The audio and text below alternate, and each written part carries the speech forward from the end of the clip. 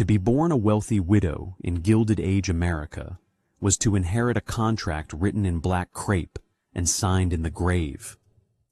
Your husband's will did not merely distribute his fortune. It dictated the length of your seclusion, the color of your dress, the silence of your parlor, and above all, the unmarried state of your bed. Break the contract, and you forfeited millions. Keep it, and you forfeited your life. 4 women refused to choose. One was 19 and pregnant when the Atlantic took her husband. One buried 2 husbands and funded a revolution. One emptied her palace in a single night. And one died in a hotel suite with $3,500 to her name. Chapter 1. The Bride. The clergy refused to marry. In September of 1911, a Providence pastor accepted $2,000 to perform a wedding every Episcopal priest in New York had already declined. The bride was 18. The groom was 47. And in the quiet eyes of American Protestantism, the groom was a sinner who had already buried one marriage in a courtroom, which was very nearly the same as burying it in hell. Her name was Madeleine Talmadge Force. She had been born into the comfortable tier of Brooklyn society, the daughter of a shipping merchant named William Force. Her family was not Astor rich. No family was Astor rich. But the Forces kept a townhouse on East 37th Street. They summered in Bar Harbor. They sent their daughters to Miss Spence's school on West 48th, where the granddaughters of railroad kings learned French grammar, watercolor painting, and the proper way to close a fan. Madeleine learned all of it. She was, by the accounts of those who knew her, quiet and polite, and not especially beautiful. What she had, instead of beauty, was a stillness, a settled quality, the kind of poise that older men often mistook for wisdom. Colonel John Jacob Astor IV noticed her at Bar Harbor in the summer of 1910. He was the richest man on the eastern seaboard. The Astor fortune, laid down by a German immigrant fur trader in the 1790s and compounded through a century of Manhattan real estate, had by 1910 ballooned to roughly $87 million, the equivalent, in modern currency, of more than $2.5 billion. The colonel owned the St. Regis. He owned the Knickerbocker. He owned the land beneath other people's wealth. He had invented a bicycle brake and a turbine engine. He had written a science fiction novel in 1894. He had fought at the Battle of Santiago in Cuba. He had also, 3 years before he met Madeleine, divorced his first wife, Ava Lowell Willing, and this was the fact that mattered. Divorce in Edith Wharton's New York was not a legal condition. It was a social disease. The Episcopal Church refused to remarry divorced men while their former wives still lived. The Astor name opened no doors here. Ava was still very much alive, cutting figures in London and Newport, with a cool indifference that made her ex-husband's courtship of a teenager look even more grotesque than it already was. The press called the engagement a scandal. One paper called it wicked lust. Another paper called it the purchase of a daughter by a man old enough to be her father twice over. A cartoon in a humor weekly showed the colonel carrying a doll under his arm and a wallet under the other. The colonel needed a minister. He was refused in order by the rectors of Trinity Church, Grace Church, and St. Thomas on Fifth Avenue. He found his man in Providence, Rhode Island. The Reverend Joseph Lambert of a small Congregationalist parish was not bound by Episcopal prohibitions, and he was not rich. $2,000 in 1911 was more than the average American worker earned in 3 years. He accepted. On the 7th of September, in the ballroom of the Astor cottage called Beechwood in Newport, Madeleine Force became Madeleine Astor. She wore a simple white gown. the reception had fewer than 20 guests, because the Newport hostesses whose invitations the colonel had once commanded no longer wished to be seen inside his house. The prenuptial settlement put $5 million in her name. But the number that mattered most was buried elsewhere, in the fine small print of the colonel's existing will. He had drafted it before the marriage, and he had attached to the widow's portion a clause that he believed no teenager would ever test. Should his wife remarry after his death, the $5 million trust he had created for her was to dissolve, returning the capital to his heirs by blood. She could have his money. She could have his name. She could not have both his money and another man. The young bride signed her papers and did not read the clause with the attention it deserved, because in September of 1911 she had no reason to believe she would ever need to. That winter, the colonel announced the obvious solution to the social freeze. They would travel: Egypt, Paris, the Riviera, a long honeymoon abroad until New York grew tired of disapproving. By early April of 1912, Madeleine was 5 months pregnant. She wanted to give birth on American soil. The colonel booked 2 first-class staterooms on the maiden voyage of the newest and largest ocean liner in the world, a ship that the White Star Line had spent the equivalent of $200 million modern dollars building and advertising as practically unsinkable. He paid $3,400 for the passage, the equivalent today of more than $100,000. He brought along his Airedale Terrier, Kitty, and his valet and his wife's personal maid. On the night of the 10th of April, the little party boarded at Cherbourg. They took parlor suite C-62. They had, according to every record on file, exactly 4 nights left together. Chapter 2. The night the Atlantic became her jailer. 5 months pregnant and 19 years old, she stepped into Lifeboat 4 while her husband calmly cut open a life vest to show her what was inside. The collision came at 11:40 on the night of the 14th of April, 1912. Most of the first-class passengers slept through it. In Suite C-62, the colonel had been reading Madeleine already in bed. The shutter was so gentle that the colonel initially assumed a propeller had thrown a blade. He stepped into the corridor in his robe. A steward told him a minor incident had occurred with the ice. He went back to bed. Within 20 minutes, he had dressed himself in tweeds and was standing on the boat deck, watching stewards uncover lifeboats that nobody, including the ship's officers, had expected to use. He came back for her. He helped her into her fur coat. He fixed around her neck the diamond and emerald pendant he had given her in Cairo. He fastened her life vest.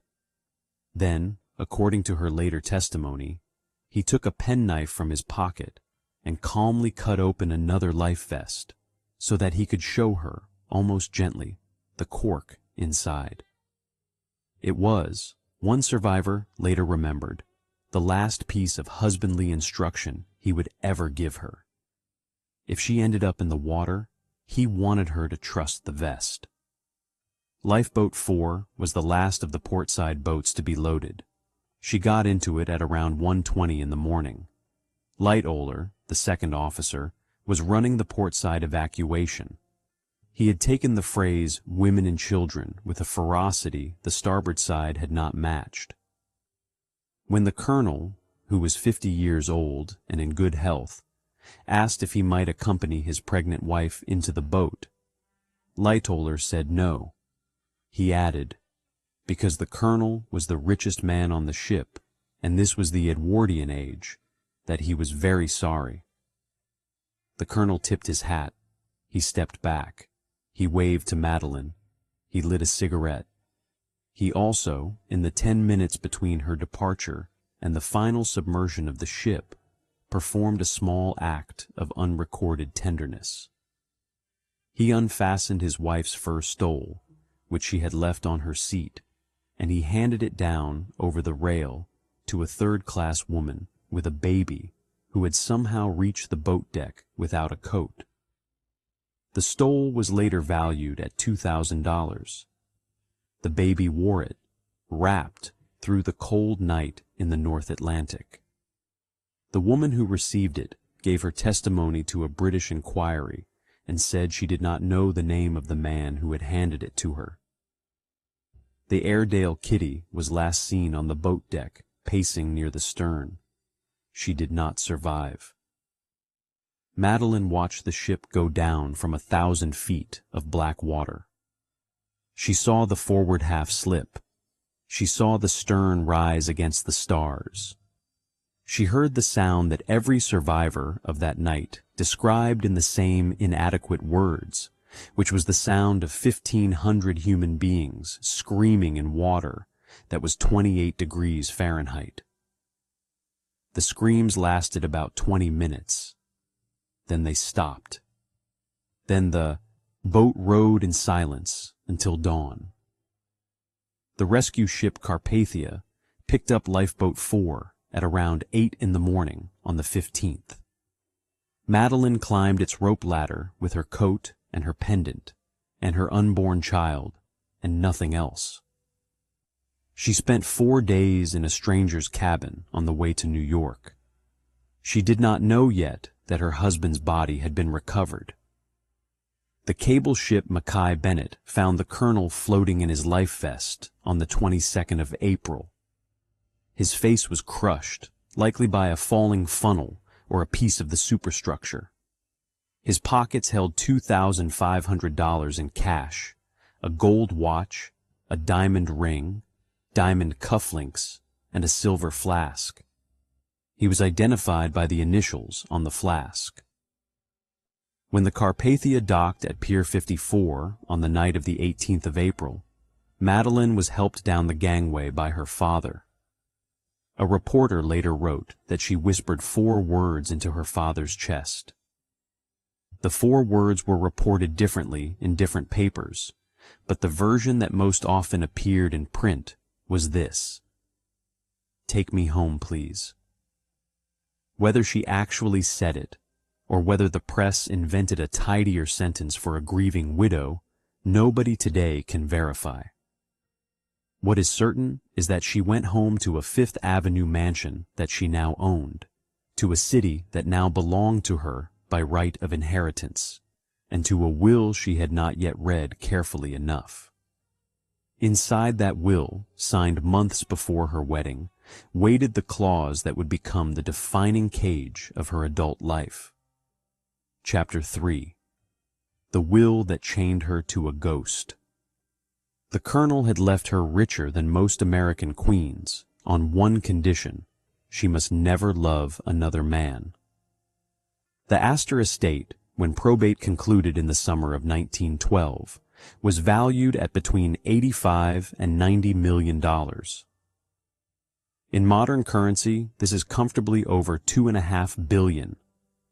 The figure meant that the 19-year-old widow of John Jacob Astor was suddenly one of the wealthiest women in the United States, richer than the Queen of Belgium, and richer than the entire treasury of several small republics. She inherited his Fifth Avenue mansion at 65th Street, a red brick palace with a ballroom that seated 1,200. She inherited the Newport Cottage Beechwood, with its 80 acres and its view of the sea. She inherited furniture, silver, paintings, horses, and a vault at the Knickerbocker Trust that contained, among other curiosities, a gold snuff box given to the first John Jacob Astor by Napoleon. What she did not inherit was freedom. The colonel, who had not expected to die at 50, had nonetheless written his will with the moral anxieties of his class.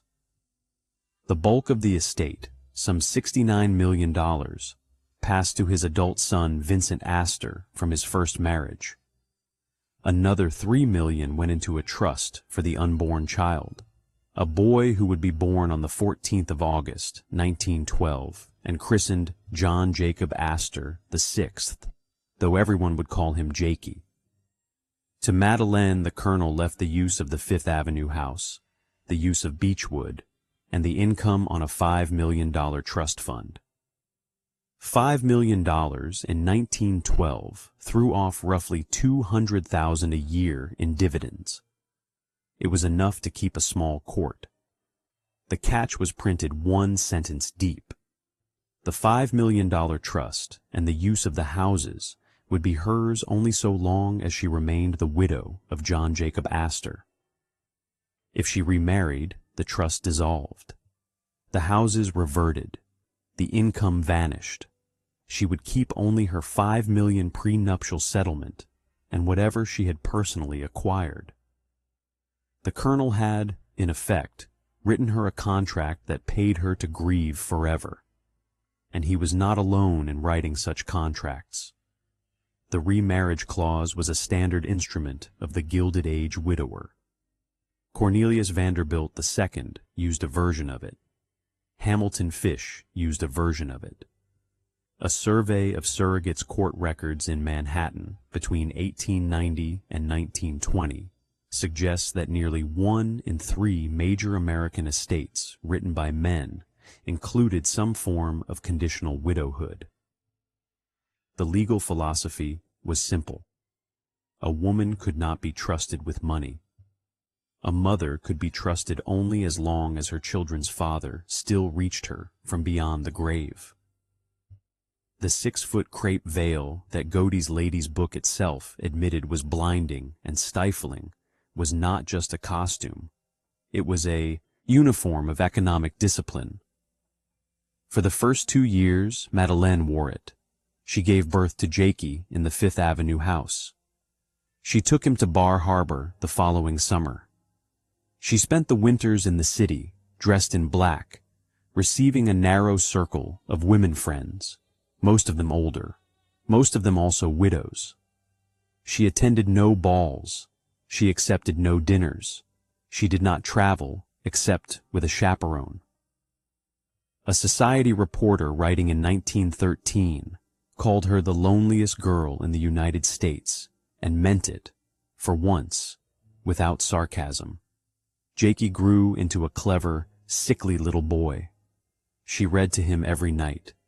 She walked him through the upstairs rooms of Beechwood in which his father had once lived, and she pointed at the photographs. In the 3rd year of her mourning, a man began to appear at her side. His name was William Carl Dick. She had known him since she was a girl. He was 32 years old. He was the heir to a moderate but perfectly respectable Brooklyn banking fortune. He was single. He was kind.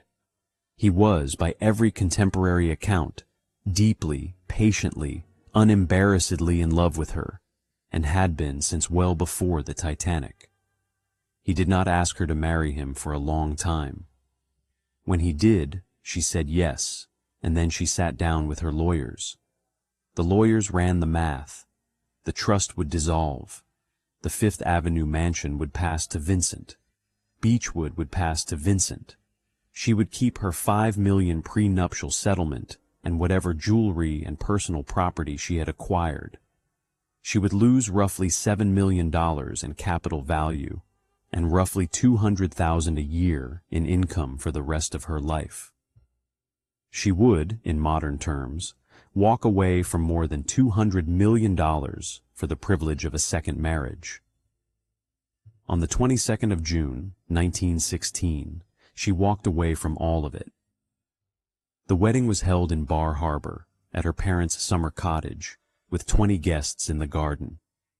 She wore pale gray instead of black. She carried white roses. The ceremony took 11 minutes. There were no reporters because she had told no reporters. The news broke the next morning in the New York Times under the headline, "Astor Widow Weds," and the first sentence of the article noted, with a kind of awe, the exact dollar amount she had surrendered to do it. She did not look back. But the contract she had broken would not be the last one written by a dying man, and on a hillside in Newport, a far more dangerous widow was already learning to rewrite the entire book. Chapter 4. The Mobile Girl Who Declared War on Newport. She was born in Alabama, raised in France, and by 30 years old she had humiliated the most powerful woman in New York in her own ballroom. Her name was Alva Erskine Smith. She had been born in Mobile in January of 1853 to a cotton merchant father whose fortune was in two things the Civil War was about to erase, which were plantation receivables and Confederate currency.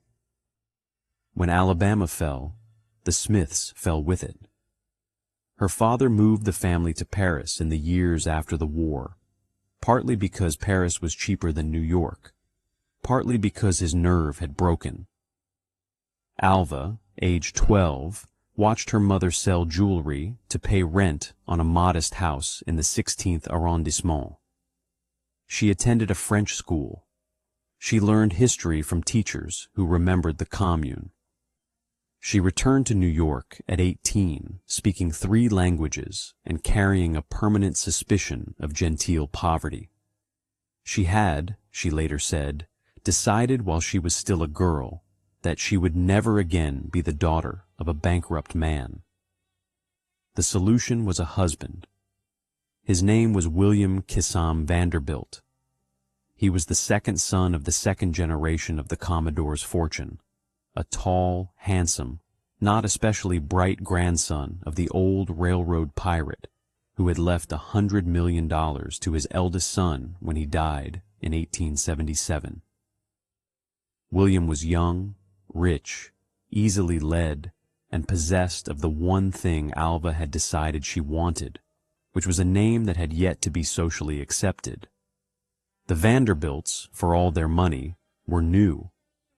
Mrs. Caroline Schermerhorn Astor, the undisputed queen of New York society, the woman whose 400 dictated who was and was not a person, refused to acknowledge any Vanderbilt at all. Alva married William in April of 1875. She was 22. She spent the next 8 years studying her enemy.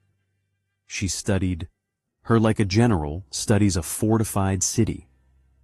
Mrs. Astor lived at 355th Avenue in a red brick mansion that her architect had designed to look as if it had always been there.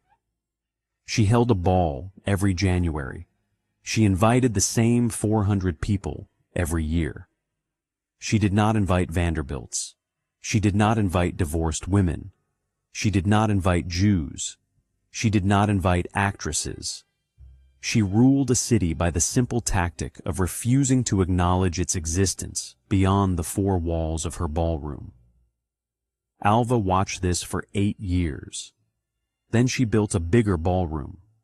The house at 665th Avenue went up between 1879 and 1882. It was designed by Richard Morris Hunt in the style of a late 15th century French chateau, with limestone walls and turrets and a great staircase of imported canned stone. The total construction bill came to $3 million, the equivalent today of nearly $100 million. It was, at the time, the largest private house ever built in Manhattan. Alva furnished it with tapestries pulled out of bankrupt French aristocrats' attics. She installed a ballroom that could seat 800, and on the 26th of March, 1883, she announced that she would open it with a costume ball. She invited 1,200 guests. She did not invite Caroline Astor. The slight was calculated with the patience of a surveyor. Alva let it be known, through intermediaries, that the reason she had not invited Mrs. Astor was that Mrs. Astor had never called on her. It was a technicality, the way a siege is a technicality. In society, a call was the basic currency of acknowledgement. If you had not called on a woman, you did not know her, and if you did not know her, you could not be invited to her ball. Mrs. Astor's daughter, Carrie, meanwhile, had spent the winter rehearsing with other young women for a quadrille that was to be performed at the Vanderbilt ball. Carrie wanted to dance. She told her mother so. Caroline Astor, after 8 years of refusing to acknowledge that the Vanderbilts existed, ordered her carriage. She drove to 665th Avenue. She instructed her footman to deliver her calling card at the door. The footman returned to the carriage. Mrs. Astor returned home. Within the hour, a Vanderbilt footman delivered an invitation to the ball at 355th Avenue. The war was over in a single afternoon. Caroline Astor had surrendered a kingdom because her daughter wanted to dance. The ball itself was beyond description, though contemporary papers tried. Alva wore a costume of a Venetian princess with real emeralds sewn into the bodice. Her husband came as the Duc de Guise. The quadrille of the hobby horses, performed by 6 couples in plumed hats riding costumes of stuffed horses belted to their waists, cost $15,000 to stage alone. The orchestra numbered 90 musicians. The supper was laid for 3 sittings. The ice sculptures of swans weighed 200 pounds each and took 4 men to carry. The florist's bill came to $11,000 for a single night, more than 100 times the annual wage of the seamstresses who had stitched the costumes. Alva had learned her first lesson. Money was not wealth. Position was wealth. Position was taken by force. She had a second lesson still to learn, and she would teach it in the most brutal classroom available to a Gilded Age woman, which was the body of her own daughter. Alva had 3 children by William Vanderbilt. The eldest was a boy named William Kissam, Jr. The middle was a boy named Harold. The youngest was a girl born in New York on the 2nd of March, 1877. She had been christened Consuelo, after her godmother, Consuelo Iznaga, a Cuban-American beauty who had made a fashionable English marriage. The name was a program. Alva had chosen it because she had decided, before her daughter was a week old, that Consuelo would marry a European title. By the autumn of 1895, Consuelo was 17. She had grown into a tall, slender, shy girl with a long, pale neck and enormous dark eyes. She was in love with a young New Yorker named Winthrop Rutherford. Winthrop was handsome, American, and untitled. Alva had other plans. In a rented London house that summer, she had negotiated the sale of her daughter to an Englishman who did not love the girl and whom the girl did not love. The Das exchange would remake 3 fortunes and ruin one young woman's life. And before she was done, Alva would lock her daughter in a bedroom until the girl agreed to the sale. Chapter 5. The Daughter She Locked in a Room. In the autumn of 1895, a 17-year-old girl cried behind her wedding veil as her mother delivered her to a duke she did not know. The duke's name was Charles Richard John Spencer Churchill, 9th Duke of Marlborough. He was 23 years old, 5'6", narrow-shouldered, proud, cold, and in possession of the one asset every dollar Princess Mother in America had trained her daughter to covet, which was an English dukedom of the first rank. The Marlboroughs had been dukes since 1676.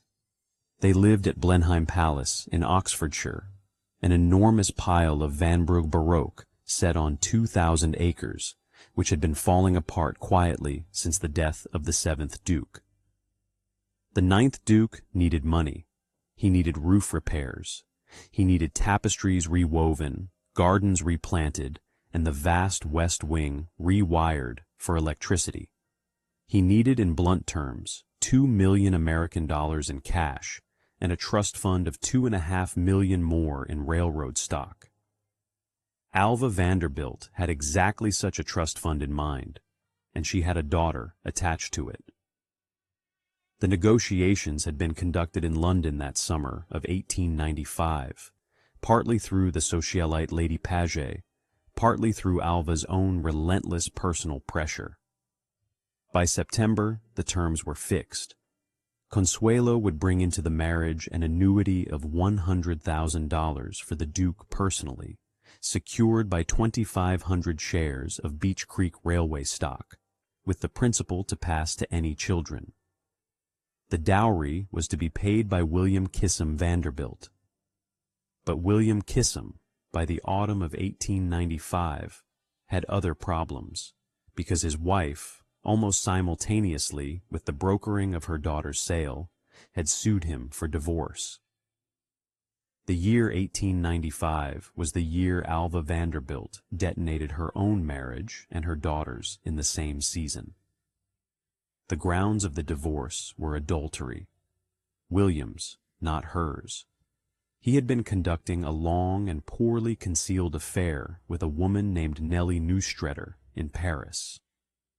Alva had tolerated this for years. In 1895, she decided not to tolerate it.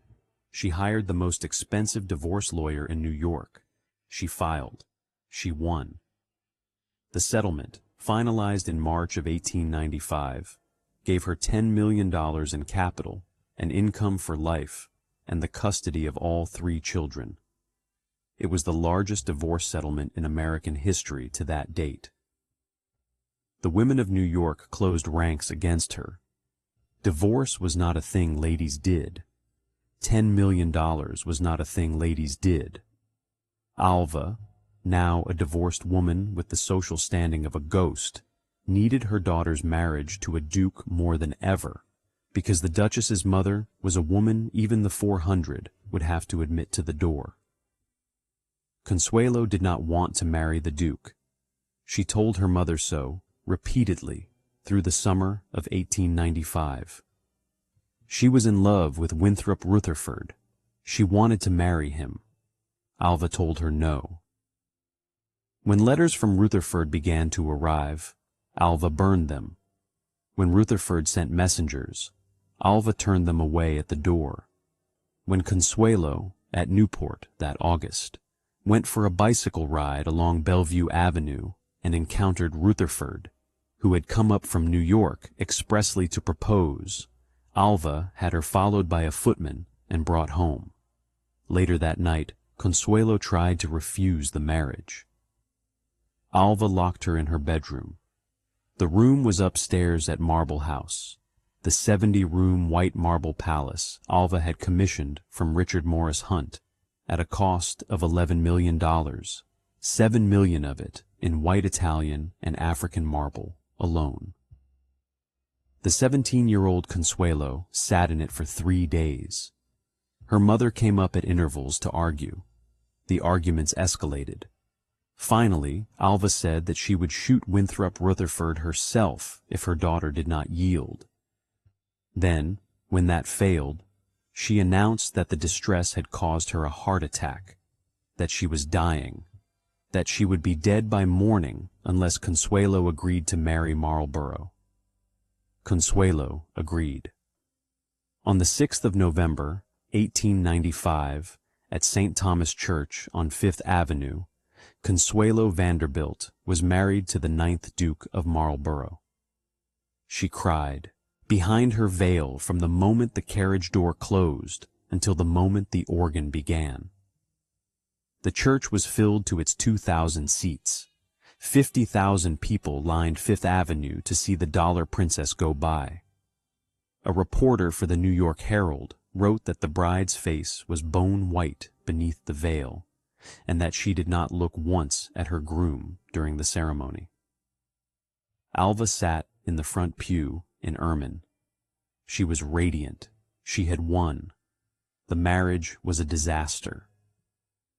The Duke took his 17-year-old Duchess to Blenheim, showed her her rooms, and informed her that he had a mistress named Gladys Deacon, whom he intended to continue seeing. They had 2 sons, who secured the succession, and then they stopped sharing a bed.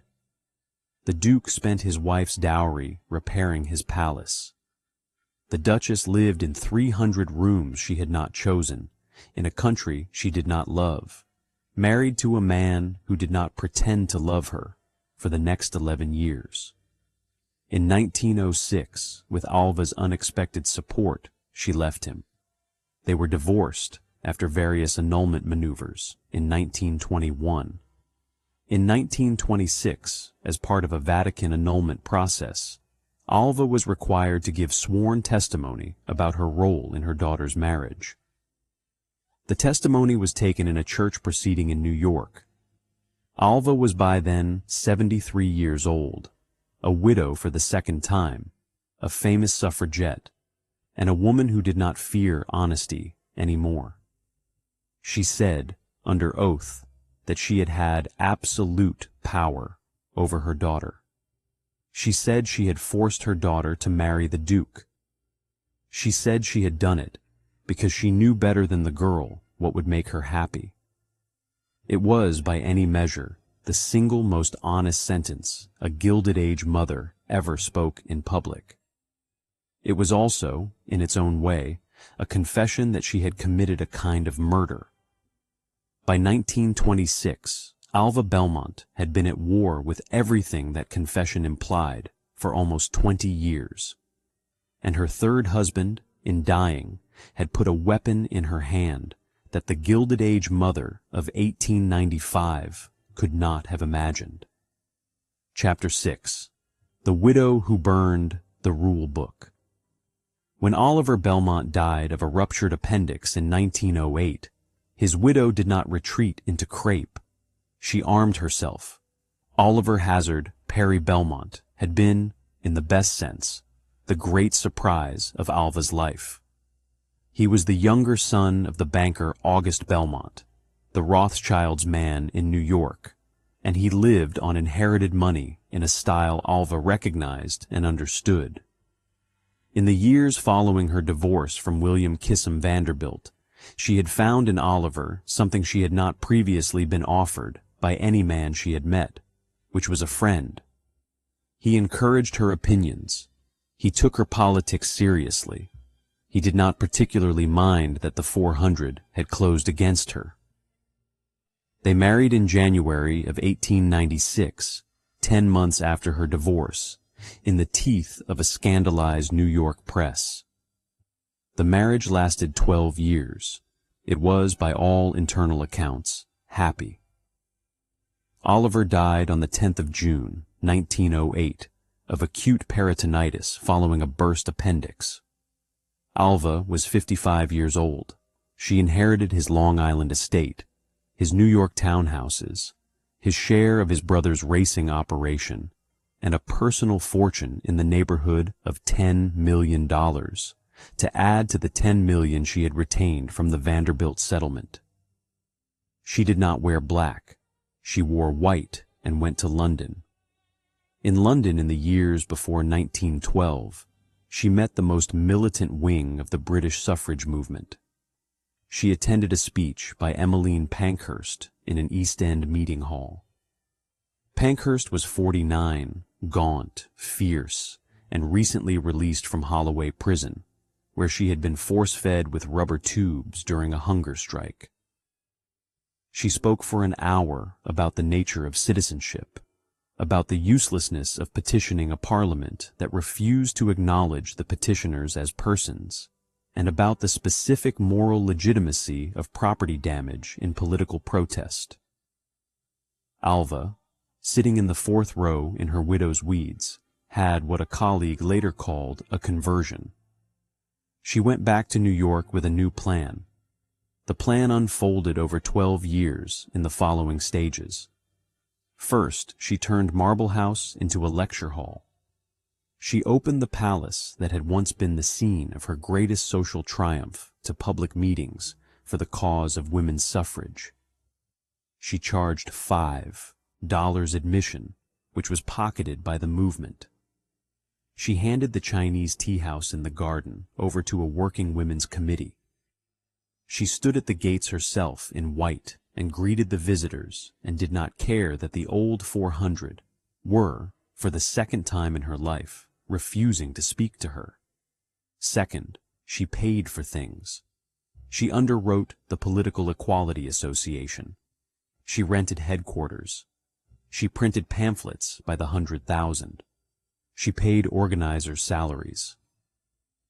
When Alice Paul, a young Quaker with a doctorate from the University of Pennsylvania, split from the larger National American Woman Suffrage Association in 1914 to form a more militant wing, Alva backed Alice Paul. When Alice Paul founded the National Woman's Party in 1916, Alva backed Alice Paul. When Alice Paul needed a headquarters in Washington across from the White House, Alva bought the house and gave her the keys. Third, she organized. In December of 1909, she staged a rally at the New York Hippodrome in support of the 18,000 garment workers on strike at the shirtwaist factories of Lower Manhattan. The event filled the 8,000-seat theater. Anne Morgan, daughter of J.P. Morgan, shared the platform with a 23-year-old immigrant striker named Clara Lemlich. The Hippodrome rally raised the equivalent of more than 100,000 modern dollars in an evening and was, in the eyes of the New York press, the first public alliance between Gilded Age heiresses and their workers. Alva had not invented the alliance, but she had paid for the hall. Fourth, she stood in the line.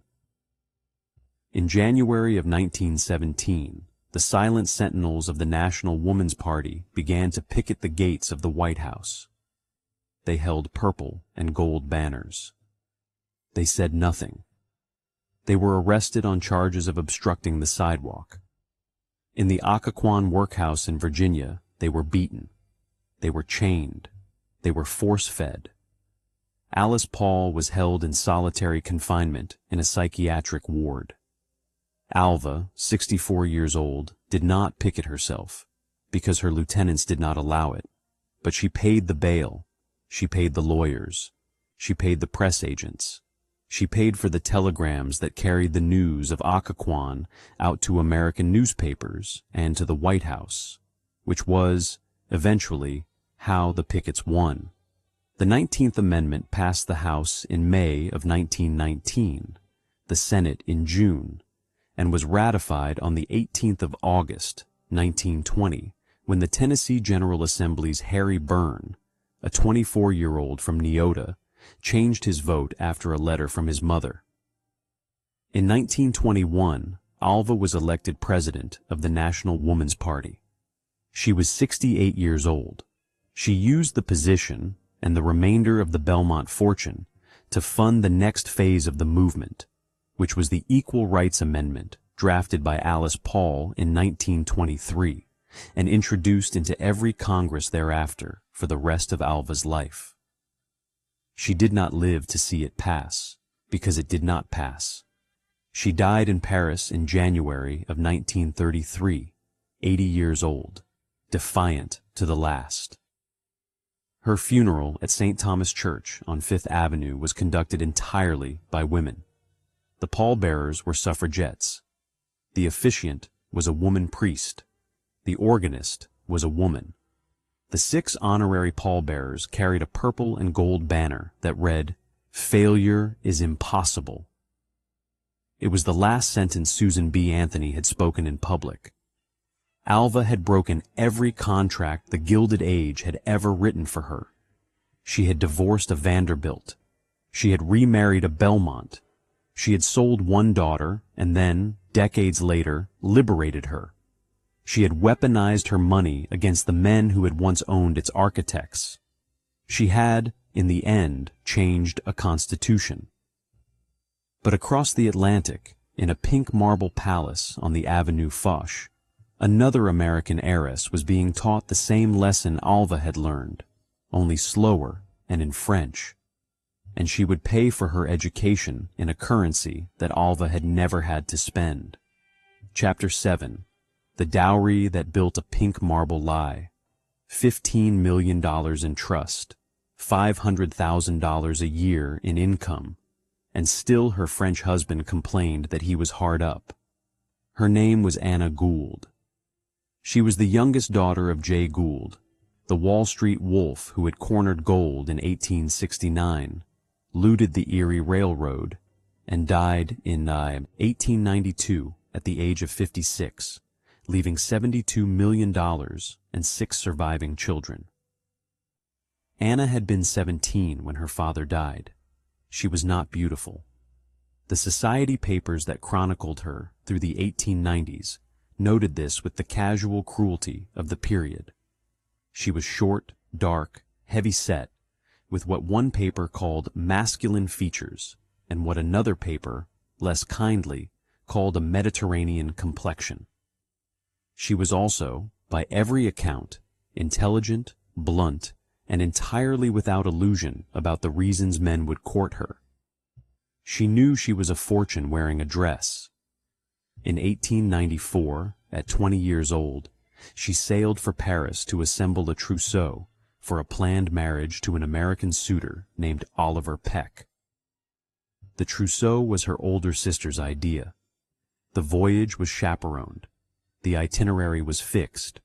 And then, at a reception at the American embassy, she was introduced to a Frenchman. The Frenchman was Count Boniface de Castellane. He was tall, slender, blond, elegantly dressed, and professionally charming. He was 27. He had an ancient Provençal title, a mother from the Talleyrand-Périgord family, 6 generations of published aristocratic ancestors, and a personal income that his creditors rated at approximately 0. He owed his tailor. He owed his jeweler. He owed his stable master. He was in Paris specifically to meet American heiresses, because an American dowry was the standard 19th century solution to a 17th century debt. He was, in other words, a professional. He proposed to Anna within the month. They were married on the 4th of March, 1895, at a small ceremony in New York. Anna's dowry, set up as a trust by the Gould estate trustees, was $15 million in capital, with an income to Anna of $500,000 a year, the equivalent today of about $15 million a year. The marriage contract specified that the capital could not be alienated. Boney could not touch it. He could, however, spend freely out of the annual income, and this he began to do at a pace that would have alarmed anyone who had ever kept a ledger. Anna had never kept a ledger. She moved to Paris. She discovered, in slow sequence, the rules of her new life. The first rule was that her husband had not stopped his earlier life. He kept his apartments. He kept his bachelor club. He kept his mistresses, rotating them at a pace his valet kept track of in a pocketbook. The second rule was that her husband's extended family, the Castellanes and the Talleyrand-Périgords, and their various dowager cousins, regarded her as a useful object rather than a relative. They expected entertainment. They expected a box at the opera. They expected dinners. The third rule was that Paris society at large, the Faubourg Saint-Germain and the Faubourg Saint-Honoré, watched her from behind fans and laughed. One American observer, the writer Natalie Barney, cruelly said of her that she was unwashed. Boney spent. He bought her houses. He bought her furniture. He bought her yachts. Most famously, in 1896, he commissioned from the architect Paul Ernest Sanson a private palace on the Avenue du Bois de Boulogne, which would shortly be renamed the Avenue Foch. The building, which Boney titled Le Palais Rose, was a 3/4 scale imitation of the Grand Trianon at Versailles, executed in pale pink marble from quarries at Bouzigues in the Languedoc. The facade ran 150 feet along the avenue. The interiors were paneled in reclaimed Louis XV woodwork, with gilt mirrors salvaged from bankrupt provincial chateaux and tapestries purchased at a discount from the dispersal of the Demidov collection. The total construction bill came in at just over $3 million, roughly $100 million in modern currency. It was, at its opening in 1902, the most expensive private house built in Paris in the Belle Époque. Anna paid for it out of her annual income.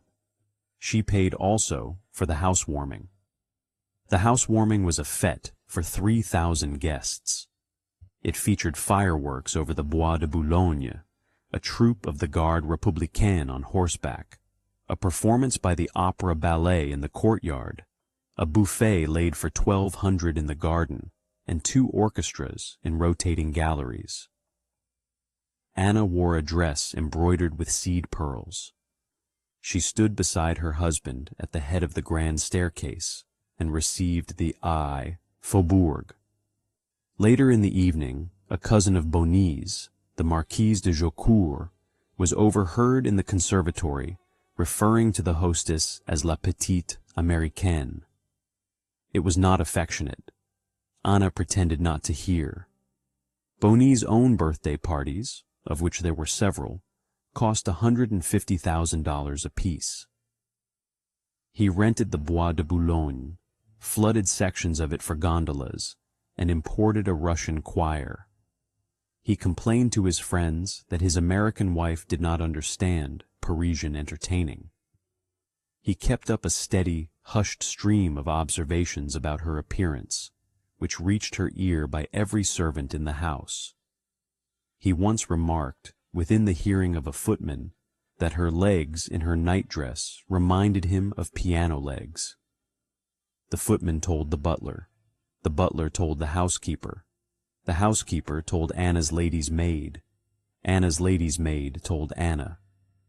By 1906, Anna Gould had been married 11 years, had borne 4 children, had spent through her income at the rate of roughly $500,000 a year, and had come to the conclusion that her husband's cost to her exceeded even the fortune of her father J. Gould.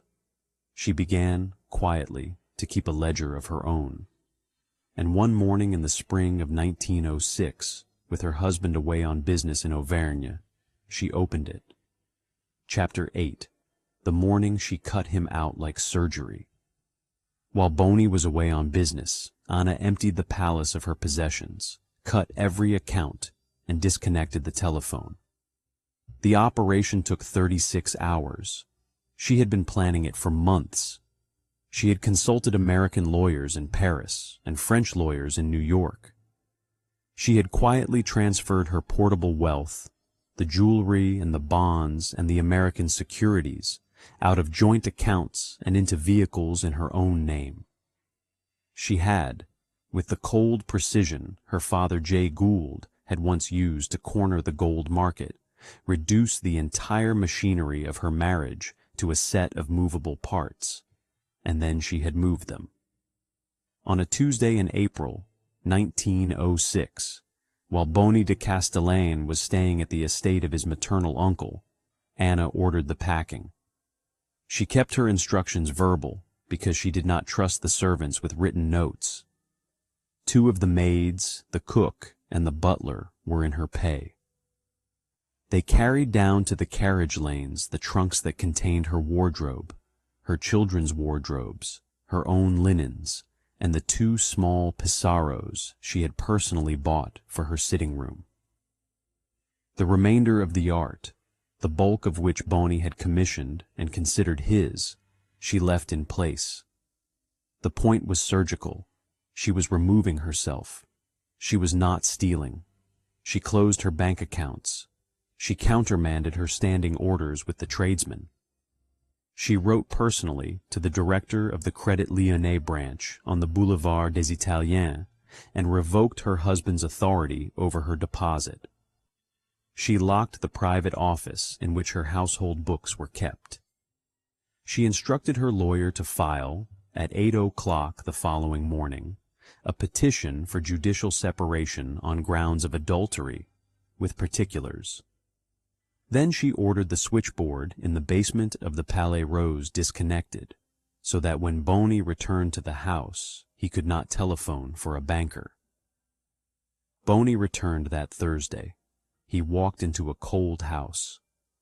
The divorce proceedings, which dragged on for 2 years, were a sustained public humiliation of a kind Parisian high society had not witnessed since the fall of the Second Empire. The evidence was detailed. Boney's mistresses were named in court. The names included at least 2 married women of the Faubourg, 1 stage actress at the Comédie Française, and a dancer at the opera. The financial accounting was worse. The court heard that Bonny de Castellane had spent, across 11 years of marriage, approximately $10 million of his wife's money, on houses, on horses, on parties, on jewelry for other women, and on the Palais Rose itself. He had acquired no assets of his own. He had, in the language of the court, dissipated the fortune he had married without producing any corresponding estate. The decree was granted in 1906. Boney was ordered to pay Anna what he did not have, which was a settlement on the children. Anna, for her part, was granted custody of the 4 boys, the house, its contents, and the right to resume the use of her maiden name. She did not resume it. She had other plans. On the 7th of July, 1908, in a civil ceremony in the town hall of the 16th arrondissement, Anna Gould became the Duchesse de Talleyrand. Her new husband was Prince Hélie de Talleyrand-Périgord, Duc de Sagan. He was also, as every Parisian paper immediately and gleefully pointed out, her former husband's first cousin. He was 49. He was tall, reserved, humorous, well-read, and crucially, the possessor of an actual private fortune in his own right. He did not need her money. He had, additionally, a title that outranked Boney's by a step of precedence.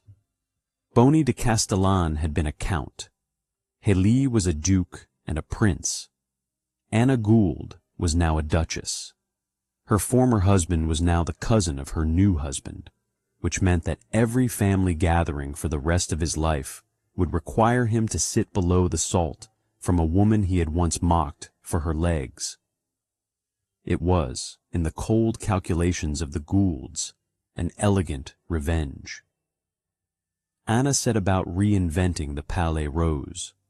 She hired workmen to chisel Boney's entwined initials out of the marble above the bedroom doors. She commissioned new Louis XV boiseries to replace the panels he had personally chosen.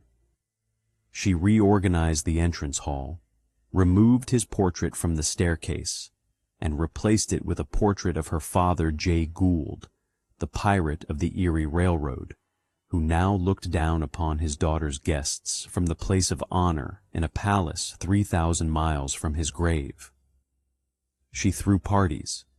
She became, slowly, one of the serious hostesses of pre-war Paris. Ambassadors attended her dinners. Marcel Proust, who had caricatured Boney in his novels, praised Anna's taste in music. The Faubourg, which had once laughed at her, ate her food. Boney, meanwhile, lived on a small allowance from his own family, in a small apartment, in reduced circumstances. He wrote a memoir titled How I Discovered America, which was published in French in 1924. The book was a long, theatrical lament for his lost fortune, which he blamed on the tastelessness of his wife. It sold respectably in France and poorly elsewhere. He died in 1932, in debt, at the age of 65. Anna did not attend the funeral. She had, by any external measure, won. But fortune, like memory, keeps double-entry books. And in the years after 1920, the Gould ledger was quietly entering a series of losses on the personal side, losses that no legal victory could offset. 3 of her 4 sons by Boney died before she did. Her health, never robust, began to deteriorate in the 20s. And in the spring of 1929, in her bedroom in the Palais Rose, a telegram arrived from the police of the 6th arrondissement that would carry her the final, unwelcome proof that her defiance had not been free. Chapter 9. The Son Who Took His Life at 19. Anna Gould had defeated Boney, rebuilt the Palais Rose, and married the better Talleyrand, but fate had not yet finished collecting. The first installment of the invoice came early. Of the 4 sons Anna had borne to Boney de Castellane, one, a boy named Jason, had died in infancy in 1896. A second, the eldest surviving son, Boniface Jr., would die of an illness in 1946 in his early 40s. A third, Georges, would die in 1949. Only the 4th, Jean, would outlive his mother. The Castellane sons were handsome, clever, difficult, and restless, and none of them turned out to be men of affairs. The family fortune, as a practical matter, had been grafted not onto them, but onto their cousins in the Talleyrand line, who had their own heirs and their own claims. Anna's marriage to Haley, by contrast, had produced one surviving child, a son named Howard, born on the 19th of August, 1909, in Paris. He was christened Howard Marcel Bosson Charles Maurice, and he would be known, once he came of age, as the Duc de Sagan. She loved him with the focused, defensive love of a woman who had lost a previous child and who understood the rules of inheritance. He grew into a tall, fair, thoughtful boy. He was intelligent. He wrote poetry. He was sent to the best schools in Switzerland and in France. He was prepared, in the manner of his class, to assume a title and a seat at the Jockey Club and a box at the opera, and eventually a wife chosen with care. He did not cooperate. In the spring of 1929, when he was 19 years old, Howard informed his parents that he wished to marry. The woman he wished to marry was in her early 30s. She was married, though separated from her husband. She was not wealthy. The combination was intolerable to his father, Haley, a man of the old aristocracy who understood titles as a property to be husbanded across generations. Haley refused his consent. Anna, who might in another life have defended her son, did not defend him. She sided with Haley. The family closed ranks.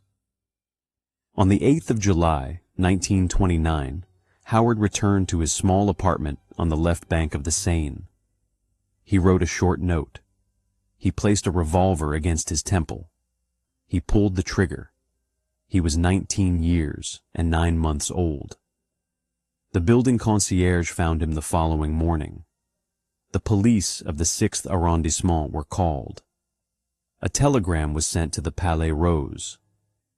The Parisian papers, which had once crowed over Anna's marriage, her divorce, her second marriage, her parties, and her pink marble, did not now crow. They reported the death in small columns on inside pages. The family gave no interviews. The funeral was held at the church of Saint-Pierre de Chaillot, 3 blocks from the Palais Rose. Anna wore black. Haley stood beside her. She did not cry in public. She did not, according to those who knew her best in the following decade, cry very much in private either. She had been raised by Jay Gould. She had learned as a child that a Gould did not weep in front of creditors. She did not weep now in front of the ghost of her son. Haley died in 1937 of natural causes. He was 78. Anna was 62. The Palais Rose, which had been the stage set of her triumph, became, in the space of 8 years, a mausoleum with a woman living inside it. the Second World War emptied it further. In June of 1940, as the German armies closed on Paris, Anna shuttered the Palais Rose. She packed the Pissarros. She wrapped the Louis XV chairs in canvas. She loaded the contents of her safe into a locked trunk. She left France by train to Portugal, and from Lisbon she sailed home to the United States. She was 65 years old. She had not lived in America for 45 years. She was arriving, in effect, as a foreign widow with an accent. She went to Lyndhurst. Lyndhurst was the Gothic revival estate her father Jay Gould had purchased in 1880 on the Hudson River at Tarrytown, New York. It had originally been designed by Alexander Jackson Davis for a former mayor of New York in 1838. Jay Gould had bought it for Anna's mother, Helen Day Gould, as a summer house, and after Helen's death in 1889, it had become, for the Gould children, a permanent object of family piety. Anna's older sister, Helen Miller, Gould Shepherd, had lived there until her death in 1938. When Anna came home in 1940, she went to Lyndhurst and she stayed. She lived there, mostly alone except for a staff of 8, for the next 21 years. She read. She walked on the porch above the river. She received a few visitors. She made careful arrangements for the preservation of the estate. She established that on her death, Lyndhurst would be given to the National Trust for Historic Preservation, to be run as a public museum in memory of her family. It would be open to the public in 1965, 3 years before her death. She returned to Paris after the war only briefly to supervise the reopening of the Palais Rose. She found the house intact. The German occupation authorities had used the building as an official residence, but they had not stripped its contents. She reopened the rooms. She received a few friends. She closed the house again. She returned to Lyndhurst. She died at Lyndhurst on the 30th of November, 1961. She was 86. The Palais Rose, standing empty on the Avenue Foch, passed to a cousin who could not afford its upkeep and who sold it in 1969 to a property developer. The pink marble palace was demolished in the same year. A concrete apartment building now stands on the site. And by the time the Palais Rose came down, the most famous heiress of the 20th century was already 18 years into the long, slow architecture of her own wreckage, half a world away in California. Chapter 10. The 4-year-old who found her mother dead. In a suite at the Plaza Hotel in 1917, a 4-year-old girl walked in on the body of the woman who was supposed to raise her. The girl's name was Barbara Hutton. She had been born on the 14th of November, 1912, in Manhattan. Her father was Franklin Laws Hutton, a vice president of the E.F. Hutton brokerage house. Her mother was Edna Woolworth Hutton, the youngest daughter of Frank Winfield Woolworth, who had built a retail empire of 5 and 10-cent stores with more than 1,000 locations across the United States, Canada, and the United Kingdom. Edna was 27. She was beautiful. She was unhappy. The Huttons kept a suite at the Plaza. In May of 1917, Edna was found dead in a bedroom of that suite. The official cause was given, variously, as heart failure and as mastoiditis. The coroner's report was never made public in full. The maid who discovered Edna alerted Frank Woolworth, Edna's father, who came immediately and who, with the assistance of the hotel management, controlled what the press was permitted to know.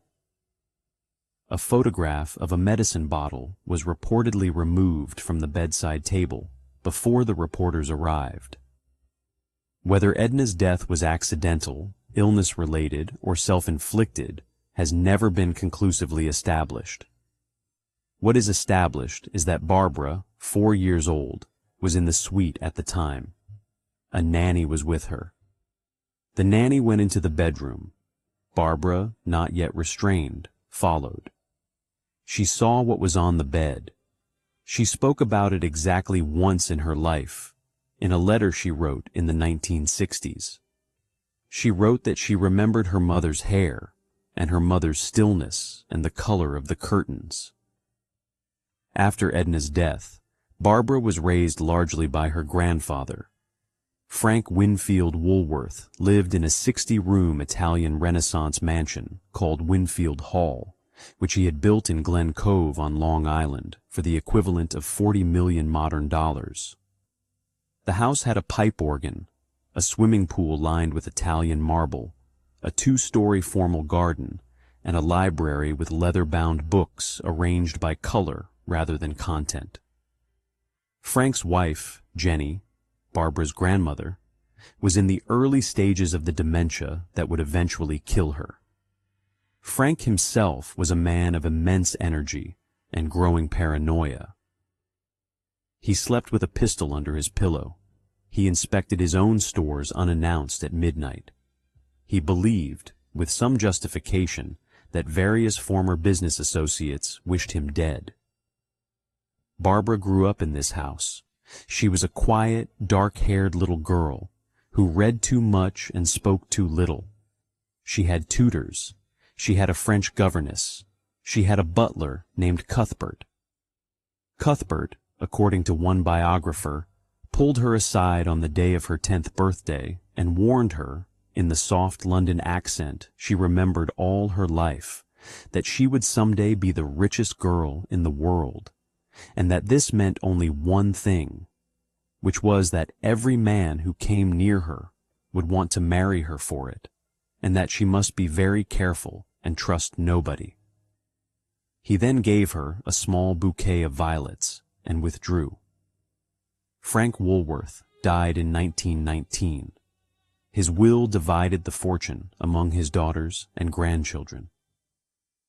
Barbara's share, because her mother had predeceased him, was placed in trust until Barbara's 21st birthday. The trust was administered by her father, Franklin Hutton, and by the Woolworth trustees. Its initial value was $28 million. Compounded through the roaring 20s, by the time Barbara came of age in the autumn of 1933, it had grown to approximately $42 million, making her, as Cuthbert had predicted, at 21, possibly the richest young woman in the world. The 21st birthday arrived on the 14th of November, 1933. The United States was in the 4th year of the Great Depression. 1 in 4 American workers was unemployed. Bread lines ran down 34th Street, 4 blocks from the Ritz. Her father and her aunts threw her a debutante ball at the Ritz-Carlton. The bill, inflated by the gardenia blankets imported from Belgium, the 3 orchestras, and the 200-pound birthday cake, came to approximately $60,000. The New York newspapers ran photographs. Editorial pages in Chicago and Detroit ran denunciations. A widely reproduced cartoon showed Barbara in a tiara stepping across the bodies of hungry children to reach a champagne fountain. The caption read, "Poor little rich girl." The name stuck to her for the rest of her life. She had already met, at a party in Venice that summer, a man named Alexis Mdivani, the son of a Georgian émigré who claimed a Russian princely title that scholars had been unable to verify. He was handsome. He was bankrupt. He was 28. In the weeks following her birthday, he proposed. Her father disliked him. Her aunts disliked him. Her lawyers disliked him. In June of 1933, she had already signed the contracts. They married on the 20th of June at Paris. The newspapers called it a fairy tale. On their wedding night, the fairy tale began to deliver its first invoice. Chapter 11. 7 Husbands and a Gold Rolls-Royce. On her wedding night, her first husband told her she was too fat, and she never ate a full meal again. Alexis Mdivani was not a prince.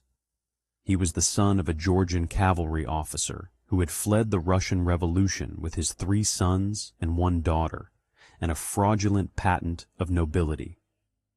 He married Barbara for her money.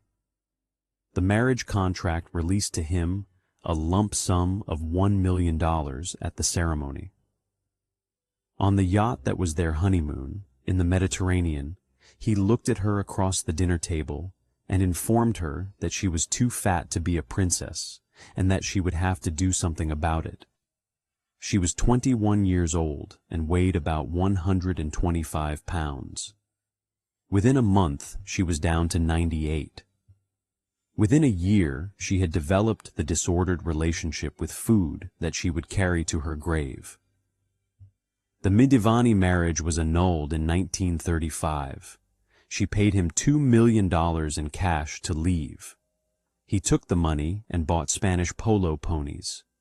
He died in 1935, crashing his Rolls-Royce on a road between Perpignan and Palamos at 30. She was already engaged to her second husband before the first was buried. His name was Kurt Heinrich Eberhard Erdmann, Georg von Haugwitz Reventlow, a Danish count of genuine but minor pedigree. He was also, though she did not fully understand this for some time, a man of considerable physical cruelty. He beat her. He humiliated her in front of servants. He spent her money. He converted her, for reasons related to European tax law, away from her American citizenship. She renounced her American passport in 1937 and was thereafter, for the duration of the marriage, a Danish subject. She bore him a son, Lance Reventlow, in 1936. The marriage ended in 1941. The settlement cost her $1.5 million in cash plus properties. She regained American citizenship only after years of litigation, in 1941.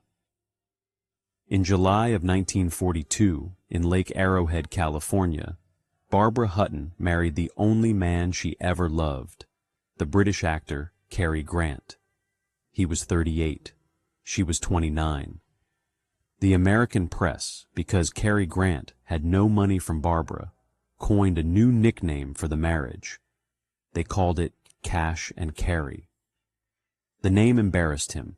He offered, from the start, to take nothing from her. He kept the offer. The 3 years of the marriage were, by every account of those who knew them, the closest Barbara ever came to ordinary happiness. They separated in 1945. The divorce, finalized in 1945, paid Cary Grant nothing. He remained, for the rest of her life, one of the few people she could telephone at 4 in the morning and be certain he would answer. After Cary Grant, the marriages accelerated in quality downward. In 1947, she married Prince Igor Trubetskoy, a Lithuanian bicycle racer with a genuine but impoverished Russian title. The marriage lasted 4 years. The settlement cost her $1 million. In 1953, she married Porfirio Rubirosa, a Dominican diplomat, polo player, and professional seducer, whose previous wife had been Doris Duke, the other richest girl in the world. The marriage lasted 73 days. The settlement, negotiated by his lawyers with the thoroughness of a bill of lading, included $3.5 million in cash, a converted B-25 bomber with his initials on the fuselage, a string of polo ponies, a 17th-century Paris townhouse, and a Dominican coffee plantation. He went on afterward to marry a French actress and to die crashing his Ferrari into a chestnut tree in the Bois de Metides, Boulogne, in 1965. In 1955, she married Baron Gottfried von Kram, a German tennis champion who had once been one of the finest players in the world. The marriage was white. Von Cram was gay. She had known this. She had married him because she wanted company. It lasted 4 years, and the settlement cost her $600,000. In 1964, she married a man named Raymond Doan, a Laotian painter, who, on her lawyer's instructions, was elevated to a manufactured Vietnamese princely title so that she could be titled in turn. This marriage, her 7th, lasted until 1966. The settlement was relatively small, because by then there was less money to settle. Between husbands, she lived in hotels. She bought Winfield House in London in 1946 for the equivalent of $4 million modern dollars, and, when she found she no longer wished to live in it, gave it to the United States government in 1955 for $1. It became the official residence of the American ambassador to the Court of St. James, and remains so. She bought houses in Tangier, in Cuernavaca, in Beverly Hills. She bought a palace in Tangier. She gave enormous parties. She had, at one point, a gold-plated Rolls-Royce. The $42 million dwindled. Lance Reventlow, her only child, died in a light plane crash in Colorado in 1972, at the age of 36. He had been, by her own admission, the only person whose survival she cared about. After his death, she stopped trying to manage what remained of her fortune. She dismissed advisors. She signed checks she could not afford. She paid the salaries of servants she no longer saw. She took to her bed in a suite at the Beverly Wilshire Hotel. She weighed at the end approximately 80 pounds. She kept her jewels in a cookie tin in the closet. She drank. She died in the Beverly Wilshire on the 11th of May, 1979, of a heart attack, aged 66. The accounting of her estate, published in newspapers within the week, reported that at the time of her death, her bank balance was approximately $3,500. She had, according to those who had worked for her at the end, nothing of significance left except the residue of 4 passports, 7 husbands, and a single sentence that Cuthbert the butler had spoken in a garden on Long Island in 1922. Chapter 12. What the Black Veil was hiding all along. 4 women, 4 fortunes, 4 different kinds of defiance, and a single question the Gilded Age never wanted answered. The question was this: if a woman's husband could, from the grave, dictate the color of her dress and the occupant of her bed by attaching conditions to the money she had helped him accumulate, what was it exactly that she had been legally permitted to own during his life? The answer, examined closely, was almost nothing. The Married Women's Property Acts, first passed by New York in 1848 and extended by most American states in the decades that followed, had granted married women the right to own property in their own names. But the right was hollow in practice for the wives of the great fortunes, because the fortunes were structured in trust instruments written by their husbands and administered by their husbands' lawyers, and no statute could retroactively rewrite a trust deed. The mourning apparatus was the visible face of this invisible machinery. Godey's Lady's Book, which published the standards, admitted in its own pages that the 6-foot crepe veil recommended for a widow in her first year was blinding. Crepe was made of silk treated with gum to make it stiff and matte. Worn over the face in New York summers, it ran black dye into a woman's skin and hair, and in cases of long exposure, into the corneas of her eyes. The recommended period of first mourning was 1 year.